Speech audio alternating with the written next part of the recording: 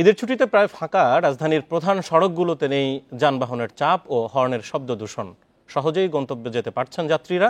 নগরীর নিরাপত্তা নিশ্চিতে গুরুত্বপূর্ণ পয়েন্টে চেকপোস্ট ও টহল পরিচালনা করছে আইনশৃঙ্খলা বাহিনী। বান্ডেল থাকলে প্রতি সেনমানিতে টাকা বাঁচবে।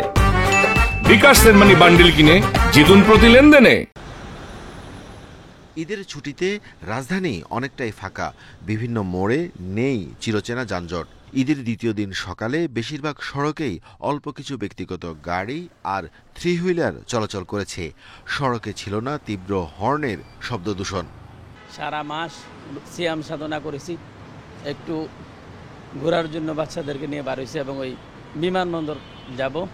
বাচ্চারাও বাসায় দুদিন ছিল, খুব ক্লান্ত ছিল। বেশিক্ষণ লাগে না, এই জায়গায় আসতে হলে আপনার যদি জাম থাকতো তাহলে কমসে কম 1.5 ঘন্টা লাগতো, এই জায়গায় বসে 20 মিনিট। ভাড়াটা হয়তো একটু বেশি কিরকম একটু বকশিস চায়, ওটা সবাই 5-10 টাকা, তারপর ওটা সমস্যা নেই, ওটা দেওয়া যায়, সবাই দেয় আর কি। যাত্রী কম থাকায় সড়কে নগর পরিবহন চলাচল কম, রাজধানীর গলির রাস্তাগুলো ছিল ফাঁকা।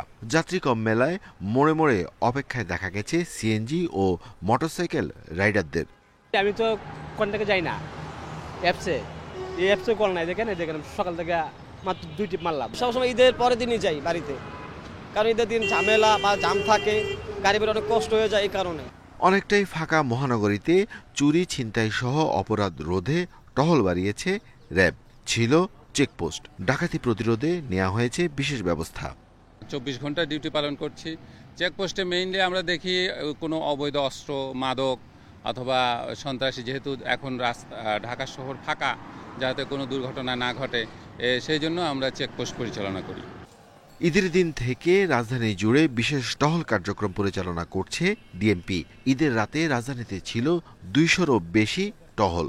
232টি পেট্রোল টিম, 16টি ফুড পেট্রোল টিম, 68টি চেকপোস্ট, 19টি বিভিন্ন পিকেট এবং অন্যান্য ডিউটি মিলে মোট 335টি টিম আমার এই মুহূর্তে কিন্তু কাজ করছে।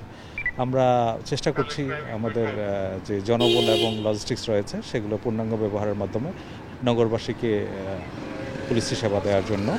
রাজধানীর নিরাপত্তা নিশ্চিতে থানা পুলিশের পাশাপাশি সাদা পোশাকে কাজ করেছে গোয়েন্দা পুলিশ।